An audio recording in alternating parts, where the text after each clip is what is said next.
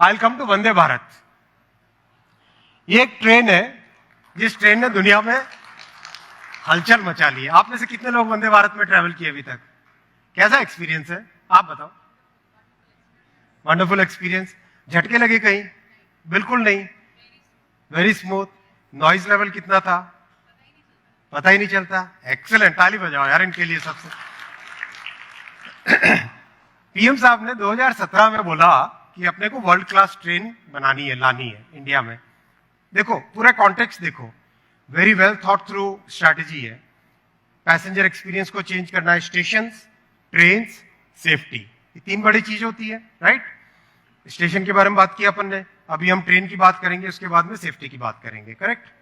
तो पहला हमारे ऑफिसर्स का था, टिकट कटाया, पहुंचे जर्मनी, पहुंचे जापान, पहुंचे फ्रांस, और बड़े बड़े प्रेजेंटेशंस, बड़े बड़े ब्रोशर्स लेके आ गए कि चलो साहब ये ट्रेन सबसे अच्छी है, ये लेके आएंगे, ये इंपोर्ट करेंगे, ऐसा करेंगे, वैसा करेंगे।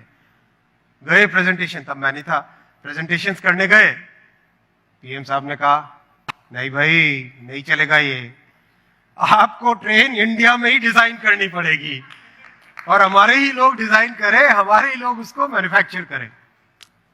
Challenge, it's a very big challenge, because दुनिया में केवल 8 कंट्रीज ऐसी है आज की तारीख में जिन लोगों ने 160 kmph से ऊपर की ट्रेन्स बनाई है। Only 8 countries in the world. आसान नहीं है। Once you move beyond 120 kilometres, सारे पैरामीटर्स चेंज हो जाते हैं, सारे के सारे पैरामीटर्स एकदम कॉम्प्लेक्स हो जाते हैं।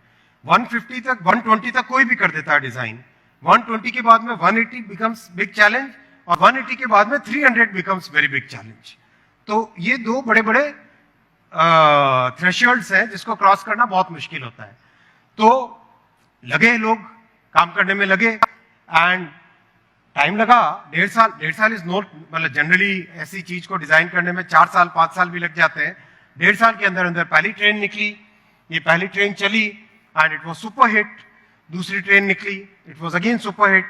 Then we have to test, because customer passengers का मामला है, सेफ्टी है, उसकी मेंटेनेबिलिटी है, बहुत सारी चीजें ध्यान रखने की होती है, राइट। वो 18 कंट्रीज के नेशनल न्यूज़पेपर्स में आमची वंदे भारत, इसके बारे में स्टोरीज छप चुकी है 18 कंट्रीज में। और मैं आपको गारंटी देता हूं, ये पीएम साहब का जो विजन था, इस विजन का रिजल्ट क्या आएगा? 3 साल के अंदर अंदर India will become a major railway technology exporter. आज तक हम इंपोर्ट करते थे। माइंडसेट चेंज हुआ है, टोटल माइंडसेट चेंज हुआ है। आज इस टीम के इंजीनियर्स से, टेक्नीशियन से बात करते हैं, वेल्डर्स से बात, मैं तो 3 साल पहले तक खुद वेल्डिंग करता था, तो वेल्डर्स से बात करते हैं, सबसे बात करते हैं, दे से कि हमको आप परमिशन दो, हम 220 kmph की ट्रेन डिजाइन करेंगे। That confidence people have got now. ये चेंज होता है माइंडसेट में, बड़े काम करने की इच्छा शक्ति से।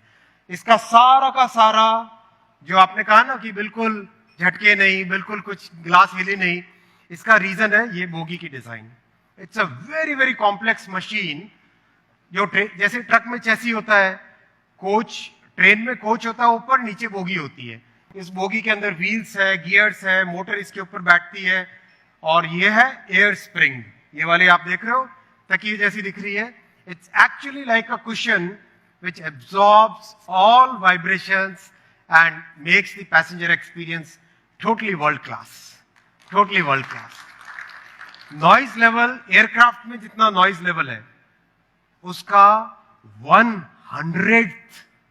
100 गुना कम noise level है।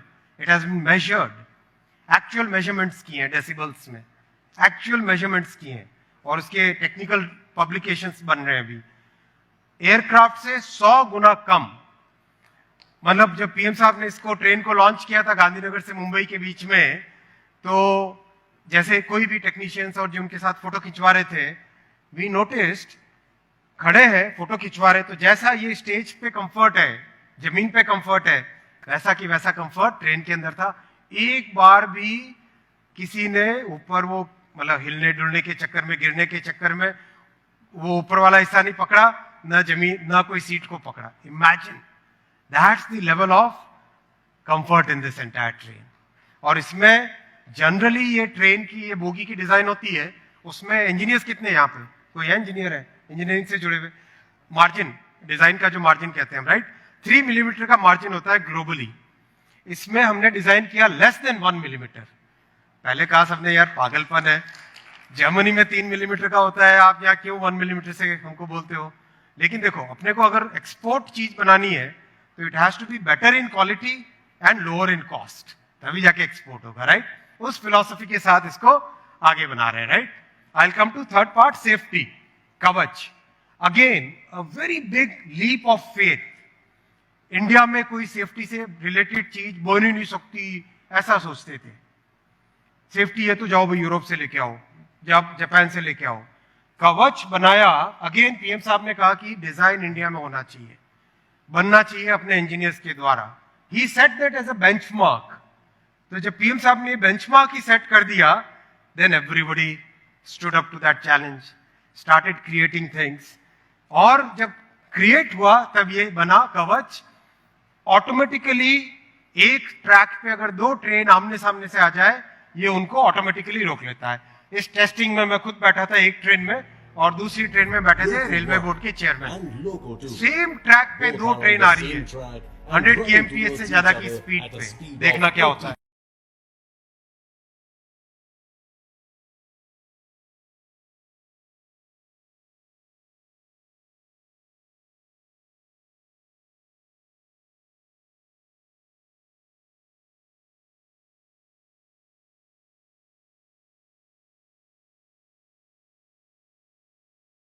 फोर 400 मीटर्स दोनों ट्रेन अपने आप रुक जाती।